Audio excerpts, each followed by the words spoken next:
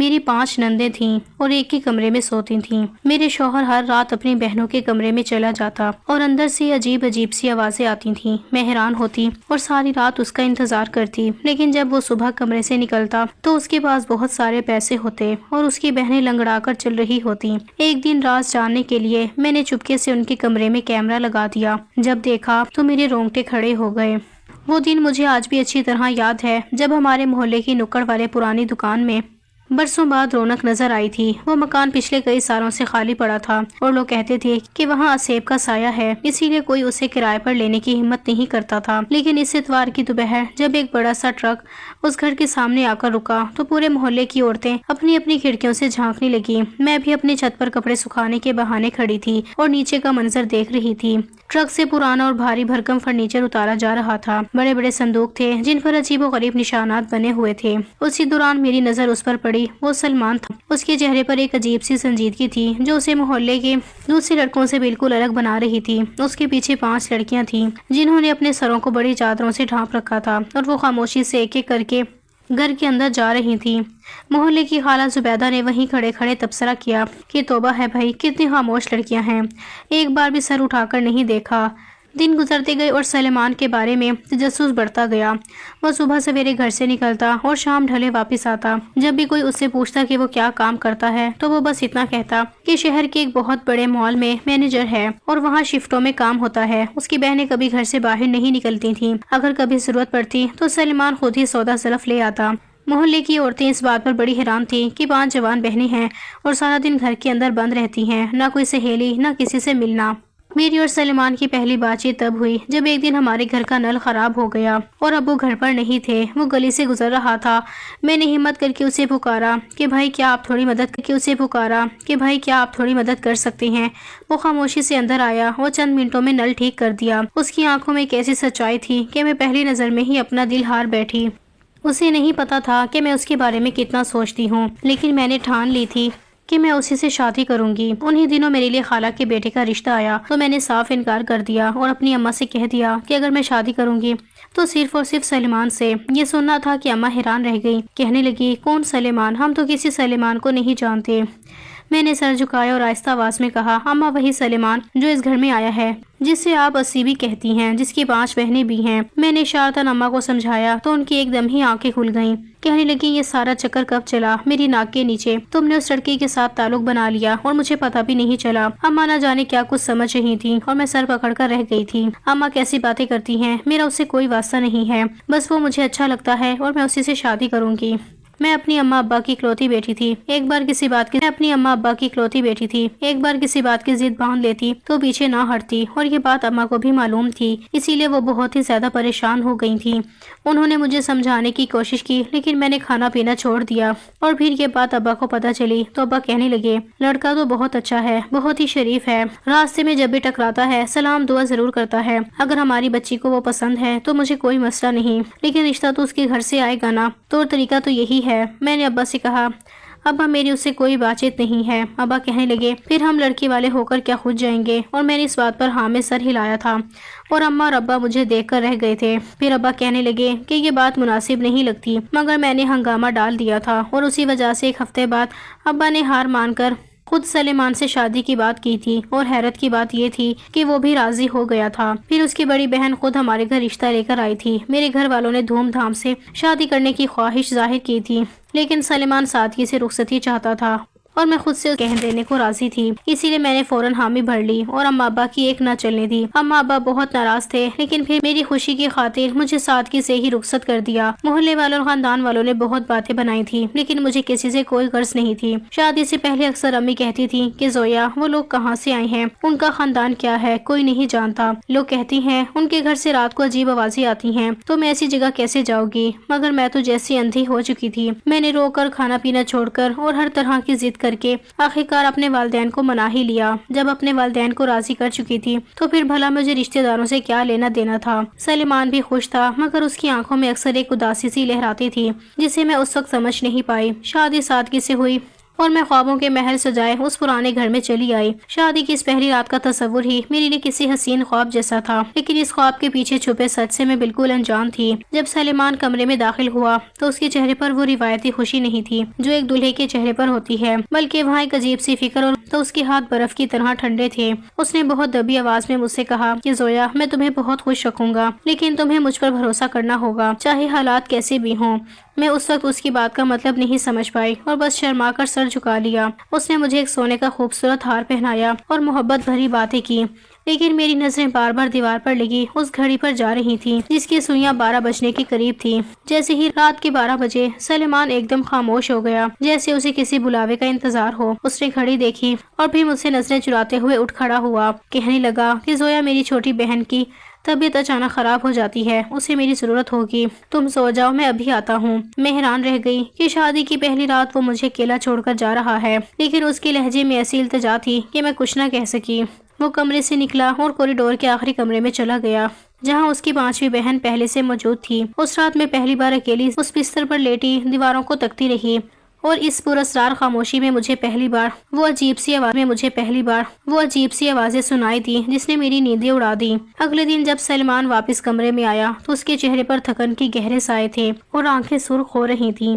میں نے تڑپ کر اس کا ہاتھ تھاما اور پوچھا کہ سلیمان، کیا ہوا ہے؟ تم ساری رات کہاں تھے؟ اس نے ایک لمبی سانس لی اور میری نظروں سے نظریں چراتے ہوئے بہت دھیمے سے کہا کہ زویا، میں نے تمہیں بتایا تھا نا کہ چھوٹی بہن کی طبیعت ٹھیک نہیں رہتی، اسے دورے پڑتے ہیں اور ہم سب کو مل کر اسے سنبھالنا پڑتا ہے، بس اسی لیے دیر ہو گئی۔ اس کے لہجے میں ایسی بے چارگی تھی کہ میرا دل پگھل گیا اور میں نے مزید سوال کرنا مناسب نہ سمجھا۔ میں خود بھی رات بھر کی جاگی ہوئی تھی اور میرا سر بھاری ہو رہا تھا، اس لیے جب سلمان نے مجھے پیار سے اپنے پاس بٹھایا تو میں نے اس کے بازو پر سر رکھ دیا اور پتہ ہی نہیں چلا کہ کب میری آنکھ لگ گئی۔ جب میری آنکھ کھلی تو سورج کی روشنی کھڑکی سے اندر آ رہی تھی اور سلمان کمرے میں نہیں تھا۔ میں جلدی سے اٹھی اور منہ ہاتھ دھو کر باہر نکلی تاکہ ناشتہ بنانے میں نندوں کی مدد کر سکوں۔ جیسے ہی میں صحن میں پہنچی تو سامنے کا منظر دیکھ کر میرے قدم وہیں جم گئے۔ میری پانچویں نند باورچی خانے سے باہر نکل رہی تھی، لیکن اس کی چال دیکھ کر میرا دل دہل گیا۔ وہ سب کی سب بری طرح لنگڑا کر چل رہی تھیں، جیسے ان کے پیروں کے تلوے زخمی ہو یا پٹھوں میں شدید کھچاؤ ہو۔ سب سے چھوٹی نند تو دیوار کا سہارا لے کر ایک ایک قدم اٹھا رہی تھی اور اس کے چہرے پر کرب صاف نظر آ رہا تھا۔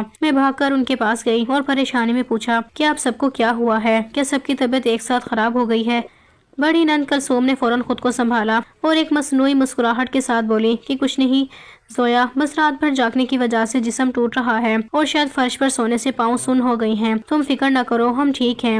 مگر ان کے لہجے کی کپ کپاہٹ سچ چھپا نہیں پا رہی تھی۔ وہ سب ایک دوسرے کو عجیب نظروں سے دیکھ رہی تھی، جیسے کوئی بہت بڑا راز ہو جو مجھ سے چھپایا جا رہا ہو۔ میرے ذہن میں پھر وہی رات والی آوازیں گونجنے لگیں اور مجھے احساس ہوا کہ اس گھر کی دیواروں کے پیچھے کچھ ایسا ہو رہا ہے جو میری عقل سے باہر ہے۔ شادی کے ایک ہفتے بعد میں نے محسوس کیا کہ سلمان ہر رات ٹھیک 12 بجے بستر سے اٹھتا ہے۔ میں نیند کا بہانہ کر کے لیٹی رہتی اور وہ دبے پاؤں کمرے سے نکل کر اپنی بہنوں کے کمرے میں چلا جاتا۔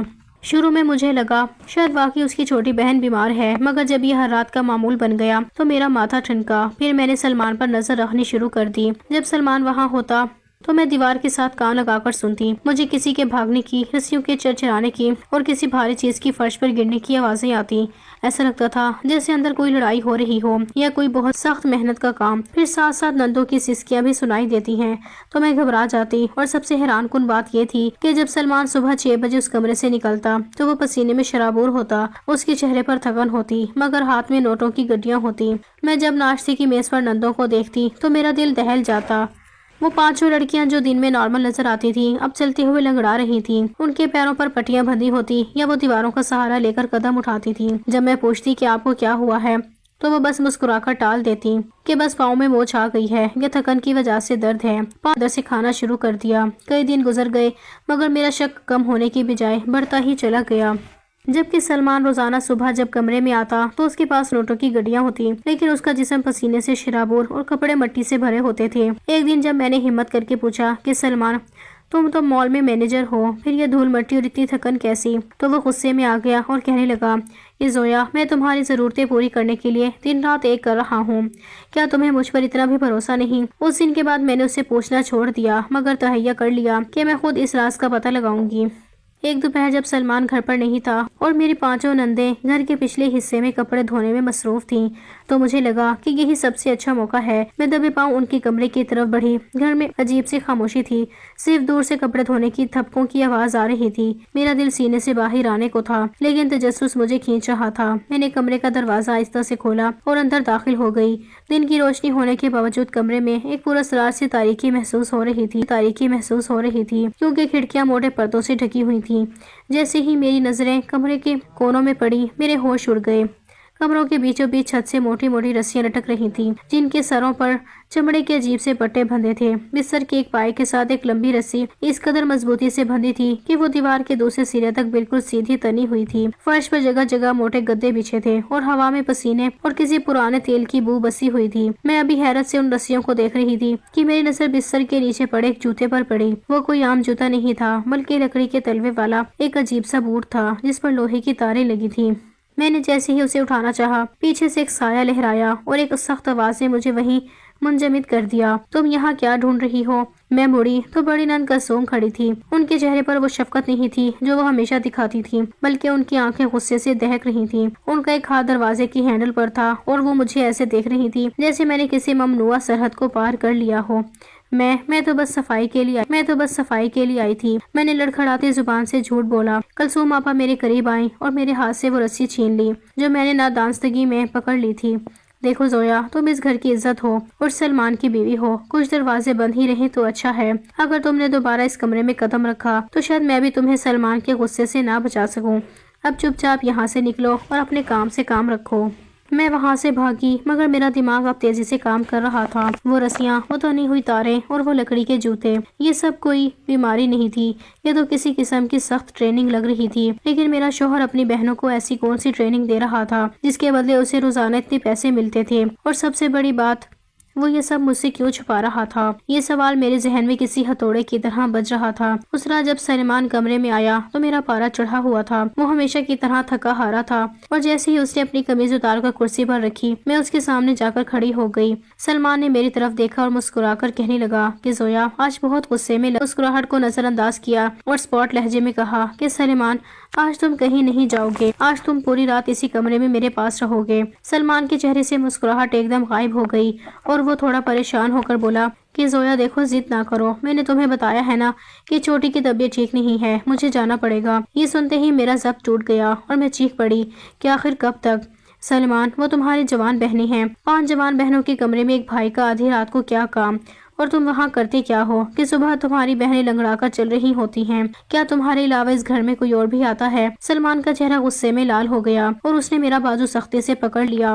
اس کی آنکھوں میں ایک ایسی چمک تھی جو میں نے پہلے کبھی نہیں دیکھی تھی۔ اس نے دبی آواز میں کہا کہ زویا اپنی زبان کو لگام دو، تم نہیں جانتی تم کیا بول رہی ہو۔ وہ میری بہنیں ہیں اور ان کی عزت میری عزت ہے۔ میں وہاں ان کی حفاظت کے لیے جاتا ہوں، ان کے ساتھ کچھ غلط نہیں ہو رہا۔ میں نے اس کا ہاتھ جھٹکا اور روتے ہوئے کہا کہ اگر سب کچھ ٹھیک ہے تو تم مجھے وہاں جانے کیوں نہیں دیتے؟ تم مال میں کام کرنے کا جھوٹ کیوں بولتے ہو؟ سلمان نے گہرا سانس لیا اور دیوار کی طرف منہ کر کے کھڑا ہو گیا۔ اس نے بہت سرد لہجے میں کہا کہ کچھ سچ ایسے ہوتے ہیں جنہیں چھپانا ہی بہتر ہوتا ہے۔ میں یہ سب تمہارے اور اپنے خاندان کے بھلے کے لیے کر رہا ہوں۔ پھر اس نے گھڑی کی طرف دیکھا، رات کے 12 بج چکے تھے۔ اس نے ایک لفظ کہے بغیر دروازہ کھولا اور باہر نکل گیا، مجھے ایسی ہولناک تنہائی میں سسکتا چھوڑ کر۔ اس کے جاتے ہی وہی آوازیں دوبارہ شروع ہو گئیں، جیسے کوئی رسیوں سے لٹک رہا ہو اور لکڑی کے تختے آپس میں ٹکرا رہے ہوں۔ اس جھگڑے نے میرے شک کو یقین میں بدل دیا تھا کہ یہاں کوئی بہت بڑا کھیل کھیلا جا رہا ہے۔ نہ جانے کیوں اب مجھے ایسا لگ رہا تھا جیسے میرا شوہر اپنی بہنوں کے ساتھ مل کر کوئی بہت ہی غلط اور گھناؤنا کام کر رہا ہو۔ میرا دماغ اس بات کو ماننے کے لیے تیار نہیں تھا کہ ایک بھائی اپنی جوان بہنوں کے ساتھ آدھی رات تک ایک بند کمرے میں کیا کر سکتا ہے، لیکن جو حالات تھے وہ کسی اور ہی طرف اشارہ کر رہے تھے۔ وہ عجیب آوازیں، وہ نوٹوں کی گڈیاں اور پھر ان لڑکیوں کا صبح ہوتے ہی قدم قدم پر لڑکھڑانا، یہ سب کوئی معمولی بات نہیں تھی۔ میرے ذہن میں برے برے خیالات آنے لگے کہ کہیں سلمان ان معصوموں سے کوئی ایسا کام تو نہیں کروا رہا جس کا ذکر کرتے ہوئے بھی زبان کانپتی ہے۔ کیا وہ کوئی غیر قانونی دھندا کر رہے تھے؟ کیا وہ کسی گروہ کا حصہ تھے؟ میں جتنی بار ان کے بارے میں سوچتی میرا جی متلانے لگتا۔ مجھے سلمان سے اب محبت کی بجائے خوف محسوس ہونے لگا تھا۔ جس انسان کے لیے میں نے اپنے ماں باپ کا گھر چھوڑا، جس کے لیے میں نے زمانے کی باتیں سنی، کیا وہ اتنا گرا ہوا انسان ہو سکتا تھا؟ میں نے سوچ لیا تھا کہ اب میں اس طرح گھٹ گھٹ کر نہیں جیوں گی، مجھے اس گھر کے کالے سچ کا پتہ لگانا ہی ہوگا۔ میں نے اپنے دل پر پتھر رکھ کر خود سے یہ عہد کر لیا کہ چاہے انجام کچھ بھی ہو، میں اس راز کو فاش کر کے رہوں گی۔ اسی بے چینی میں اگلا دن بھی گزر گیا۔ سلمان نے مجھ سے بات کرنے کی کوشش کی مگر میں نے اپنا رخ پھیر لیا۔ میرا خاموش رہنا اسے پریشان کر رہا تھا مگر اس نے بھی دوبارہ اصرار نہیں کیا۔ جیسے ہی شام ڈھلی اور گھر میں اندھیرا پھیلنے لگا، میں نے وہ چھوٹا سا خفیہ کیمرہ نکالا جو میں نے چھپا کر رکھا تھا۔ 2-4 دنوں پہلے ہی میں بازار گئی تھی اور میں نے وہاں سے یہ کیمرہ خرید لیا تھا۔ اس وقت میں نے سوچا نہیں تھا 2-4 دنوں پہلے ہی میں بازار گئی تھی اور میں نے وہاں سے یہ کیمرہ خرید لیا تھا۔ اس وقت میں نے سوچا نہیں تھا کہ یہ میرے کام آئے گا بھی یا نہیں، لیکن اب اس کو استعمال کرنا میرے لیے ضروری ہو چکا تھا کیونکہ میری ہمت جواب دے رہی تھی مگر تجسس اور شک کی آگ نے مجھے بے خوف کر دیا تھا۔ جب رات کے 9 بجے اور میری نندا کچن میں برتن سمیٹ رہی تھی، میں نے دیکھا کہ ان کے کمرے کا دروازہ کھلا ہے۔ میں نے گہرا سانس لیا اور کمرے کے اندر چلی گئی۔ میرا رخ سیدھا اس پرانے الماری کی طرف تھا جو کونے میں رکھی تھی۔ میں نے کرسی رکھی اور اس پر چڑھ کر الماری کے اوپر پڑے ایک پرانے صندوق کے پیچھے وہ کیمرہ اس طرح فٹ کر دیا کہ پورے کمرے کا منظر اور وہ لٹکتی ہوئی رسیاں صاف نظر آئیں۔ میرا دل اتنی زور سے دھڑک رہا تھا کہ مجھے لگا شاید میری سانسیں اکھڑ جائیں گی۔ کیمرہ لگانے کے بعد میں فوراً باہر نکلی اور اپنے کمرے میں آ کر لیٹ گئی۔ اب مجھے بس اس وقت کا انتظار تھا جب گھڑی کی سوئیاں 12 بجائیں گی اور سلیمان ہمیشہ کی طرح اس کمرے میں قدم رکھے گا۔ رات کی اس پہر جب پورا محلہ گہری نیند میں تھا، میرے کمرے میں ایک عجیب سا سناٹا تھا۔ سلمان ہمیشہ کی طرح بستر سے اٹھا۔ اس نے چند لمحے رک کر میری سانسوں کی رفتار کا جائزہ لیا تاکہ وہ تسلی کر سکے کہ میں واقعی سو رہی ہوں، اور پھر نہایت احتیاط سے قدم اٹھاتا ہوا باہر نکل گیا۔ جیسے ہی کوریڈور سے اس کے قدموں کی چاپ مدھم ہوئی، میں نے تکیے کے نیچے چھپایا ہوا اپنا فون نکالا۔ میرے ہاتھ کپ کپا رہے تھے اور ماتھے پر پسینہ آ رہا تھا۔ میں نے وہ ایپ کھولی جس کا رابطہ الماری پر چھپے اس چھوٹے سے کیمرے سے تھا۔ شروع کے چند سیکنڈ سکرین پر گھپ اندھیرا رہا، پھر ایک دم سے روشنی کی ایک پیلی سی لکیر نمودار ہوئی۔ سلمان نے کمرے کا بلب جلا دیا تھا۔ میں نے فون کی اسکرین کو اپنی آنکھوں کے قریب کیا تو منظر واضح ہونے لگا۔ کمرے کا نقشہ ہی بدل چکا تھا۔ وہ 5 لڑکیاں جو دن بھر گھر کی 4 دیواری میں سہم کر رہتی تھی اب بالکل الگ لگ رہی تھی۔ ان سب نے نہایت چست اور عجیب سے لباس پہن رکھے تھے جو عام طور پر سرکس کے کھلاڑی پہنتے ہیں۔ سلمان کیمرے کے بیچوں بیچ کھڑا تھا۔ اس نے اپنی قمیض اتار کر ایک طرف پھینک دی تھی اور اس کے بازوں کے پٹھے تناؤ کی وجہ سے ابھرے ہوئے تھے۔ اس کے ایک ہاتھ میں چمڑے کا ایک لمبا ہنڈ تھا۔ اس نے وہ پیسے رسی کے نیچے چھپے ایک گدے پر پھینکے اور نہایت خراشدار آواز میں بولا کہ دیکھو، یہ وہ رقم ہے جو تم نے کل کمائی تھی، لیکن اگر آج تم نے غلطی کی تو کل ہمیں بھوکا سونا پڑے گا۔ اس کی آواز میں وہ محبت بالکل نہیں تھی جو وہ مجھ سے بات کرتے ہوئے دکھاتا تھا۔ وہ اس وقت ایک سنگ دل استاد لگ رہا تھا۔ اس نے اشارہ کیا تو سب سے چھوٹی نن جو مشکل سے 17 سال کی ہوگی ایک دم سے تنی ہوئی رسی کی طرف بڑھی اور رسی زمین سے کافی بلندی پر تھی، لیکن اس لڑکی نے بڑی مہارت سے چھلانگ لگائی اور اس باریک سی ڈورے پر اپنے ننگے پیروں کو جما دیا۔ میں نے دیکھا کہ رسی کے رگڑنے سے اس کے تلوے لال ہو رہے تھے۔ وہ توازن برقرار رکھنے کے ایک لمبا باز تھامے ہوئی تھی۔ سلمان نے زور سے ہنٹر فرش پر مارا جس کی آواز میرے فون کے اسپیکر سے اتنی تیز آئی کہ میں ڈر گئی۔ سلمان چلایا کہ چلو تیز چلو، اب کلا بازی کھاؤ۔ وہ بچی کانپتے ہاتھوں سے رسی پر جھکنے لگی۔ اس کی پیشانے پر پسینے کے قطرے صاف نظر آ رہے تھے۔ اچانک اس کا توازن بگڑا اور وہ ایک کربناک چیخ کے ساتھ نیچے گری۔ میرا جی چاہا کہ میں چیخ ماروں مگر میں نے اپنے منہ پر ہاتھ رکھ لیا۔ سلمان اس کی طرف لپکا، اسے سہارا دینے کے لیے نہیں بلکہ اسے دوبارہ کھڑا کرنے کے لیے۔ اس نے اس کا بازو مروڑا اور غصے سے کہا کہ کلثوم، اسے دوبارہ چوپ پر چڑھاؤ۔ جب تک یہ صحیح سے کلا بازی نہیں کھائے گی اسے آرام نہیں ملے گا۔ باقی چاروں بہنیں بھی فارغ نہیں تھیں۔ وہ کمروں کے کونوں میں لٹکی ہوئی وزنی رسیوں پر اپنے جسموں کو جھلا رہی تھیں۔ ان کے بازوں پر رسیوں کے نشانات صاف نظر آ رہے تھے۔ وہ باری باری فضا میں اچھلتی تھی اور پھر رسی کو پکڑ کر لٹک جاتی تھی۔ یہ کوئی کھیل نہیں تھا، یہ ایک اذیت ناک مشق تھی۔ وہ ہانپ رہی تھی، ان کے چہرے درد سے بگڑ رہے تھے، لیکن سلمان کی کڑی نظر ان پر جمی ہوئی تھی۔ اب مجھے سمجھ آ رہا تھا کہ وہ عجیب آوازیں کیا تھیں۔ وہ ہنٹر کی آوازیں تھیں، وہ رسیوں کی کھینچنے اور ان کے جسموں کے زمین پر گرنے کی آوازیں تھیں۔ وہ لنگڑا کر اس لیے چلتی تھی کیونکہ رات بھر ان کے نازک پیروں کو اس سخت رسی پر ناچنا پڑتا تھا۔ میرا شوہر کوئی مال مینیجر نہیں تھا، وہ ایک ایسا بازیگر تھا جو اپنی بہنوں کی زندگیوں سے کھیل کر پیسے کما رہا تھا۔ وہ انہیں کسی ایسے شو کے لیے تیار کر رہا تھا جہاں تماشائی تالیاں بجاتی ہیں مگر فنکار کی ہڈیاں ٹوٹتی ہیں۔ میں فون کی اسکرین پر یہ سب دیکھ رہی تھی اور میری آنکھوں سے مسلسل آنسو بہ رہے تھے۔ مجھے سلمان سے گھن آنے لگی۔ کتنا بڑا دھوکہ دیا تھا اس نے مجھے اور کتنا بڑا ظلم کر رہا تھا وہ ان لڑکیوں پر۔ میں نے سوچ لیا تھا کہ اب میں ایک لمحہ بھی ضائع نہیں کروں گی۔ میں بستر سے اٹھی اور ان کے کمرے کی طرف بھاگی۔ میرا ارادہ تھا کہ میں وہ دروازہ توڑ دوں گی اور سلمان کے اس گھنونے روپ کو پوری طرح بے نقاب کر دوں گی۔ میں بستر سے اٹھی اور میرے قدم غصے اور دکھ کی وجہ سے لڑکھڑا رہے تھے۔ میں نے اپنے آنسو پوچھے مگر وہ تھمنے کا نام नहीं ले रहे थे। मैं दबे पांव कॉरिडोर में आई। उस वक्त रात का पिछला पहर था और घर के उस हिस्से में अजीब सी ठंडक और सन्नाटा था, मगर उस कमरे से अभी वही हंटर की आवाजें और सलमान की गरजदार आवाज आ रही थी। मेरा हाथ जैसे ही उस कमरे के कुंडे पर पड़ा, मेरा दिल एक लम्हे के लिए रुक गया। मैंने सोचा कि क्या मैं इस सच का सामना करने के लिए तैयार हूँ? क्या मैं सलमान को भूल पाऊंगी जिससे मैंने मोहब्बत की थी? मगर फिर मुझे वो लंगड़ाती हुई बहनें याद आईं और मैंने पूरे जोर से दरवाजे को धक्का दिया। दरवाजा अंदर से बंद था। मैंने पागलों की तरह उसे पीटना शुरू कर दिया और चीख कर कहा कि सलमान दरवाजा खोलो, मैं सब कुछ देख चुकी हूँ, सलमान दरवाजा खोलो वरना मैं मोहल्ले वालों को बुला लूंगी। अंदर एकदम खामोशी छा गई। वो आवाजें, वो शोर, सब कुछ थम गया। चंद सेकंड्स बाद दरवाजा खुला और सामने सलमान खड़ा था। उसका सीना पसीने से चमक रहा था और हाथ में अभी वो चमड़े का हंटर था। मुझे देखते ही उसके चेहरे का रंग उड़ गया। उसने जल्दी से हंटर पीछे छुपाने की कोशिश की, मगर देर हो चुकी थी। मैं उसे धक्का देकर अंदर दाखिल हुई। अंदर का मंजर फोन की स्क्रीन से कहीं ज्यादा होलनाक था। कलसूम आपा एक कोने में बैठी अपनी छोटी बहन के पाँव पर पट्टी बांध रही थी, जिससे खून रस रहा था। दूसरी तीनों बहनें रस्सियों से लटकते लटकते वही फर्श पर ढेर हो गई थी और बुरी तरह हाँप रही थी। कमरे में फैली पसीने और खून की बूंदें मेरा दम घुटना शुरू कर दिया था।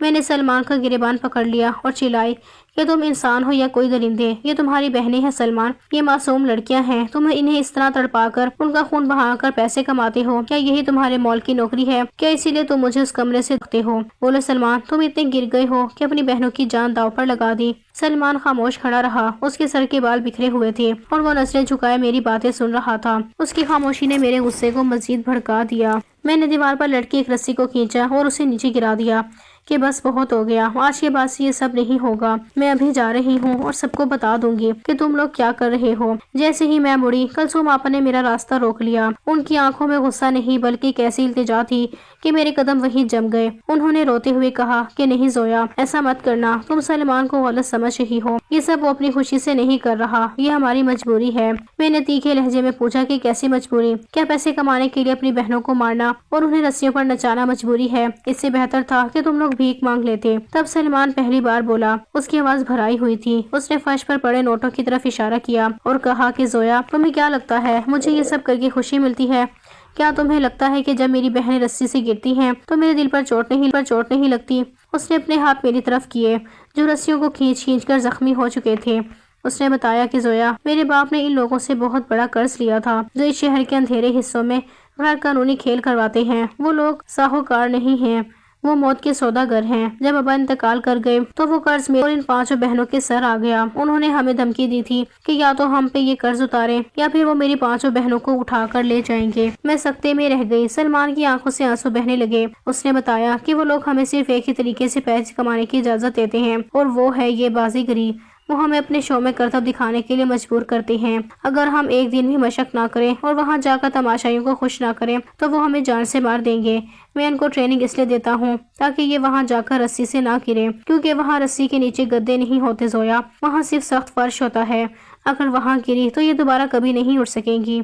मैं सुन्न होकर रह गई। सलमान ने बताया कि वो मॉल में काम करने का झूठ इसलिए बोलता था ताकि मैं उसे हकारत से ना देखूं, ताकि मुझे ये न लगे कि मेरा शोहर एक तमाशाई है जो अपनी बहनों को नचाता है।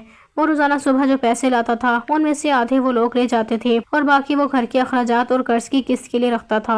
मैं जिस इंसान को जल्लाद समझ रही थी वो तो खुद एक ऐसी आग में जल रहा था जिसका कोई किनारा नहीं था। मैंने सलमान की बात सुनी तो जैसे मेरे पैरों तले से जमीन निकल गई। मेरा गुस्सा आंसुओं में बदल चुका था। मैं सलमान के करीब गई और उसके जख्मी हाथों को अपने हाथों में लेकर पूछा कि सलमान, कितना कर्जा था तुम्हारे अब्बा पर? आखिर वो रकम कितनी है जिसने तुम लोगों की जिंदगी को जहन्नुम बना दिया है? सलमान ने एक लंबी आह भरी और दीवार का सहारा लेकर बैठ गया। उसने बहुत धीमी आवाज में कहा कि जोया, 25 लाख रुपए अब भी बाकी हैं। अब्बा ने कारोबार के लिए रकम ली थी मगर सब डूब गया और वो लोग सूद पर सूद लगाते गए। हम पिछले 2 साल से ये मौत का खेल खेल रहे हैं मगर ये रकम खत्म होने का नाम ही नहीं ले रही। मैंने अपनी जिंदगी में कभी इतनी बड़ी रकम का नहीं सोचा था।